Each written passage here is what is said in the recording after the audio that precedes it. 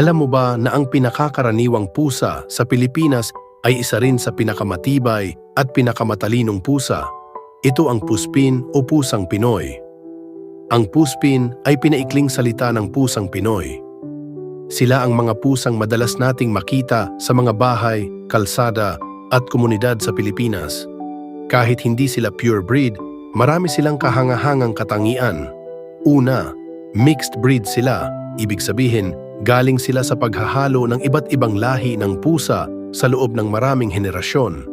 Kaya iba-iba ang kanilang itsura at personalidad. Pangalawa, iba-iba ang kulay nila. May tabi, itim, puti, orange o kombinasyon ng mga kulay. Dahil dito, halos bawat puspin ay may sariling kakaibang pattern. Pangatlo, maikli ang kanilang balahibo. Mas madaling alagaan at mas bagay sa mainit na klima ng Pilipinas. Pang-apat, matibay ang katawan nila.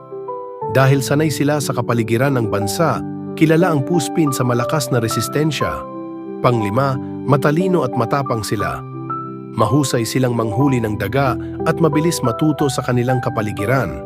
Kaya kung may puspin ka sa bahay, tandaan mo, hindi man sila mamahaling breed, pero ang tibay, talino at pagmamahal nila ay kasing halaga ng kahit anong pusa sa mundo.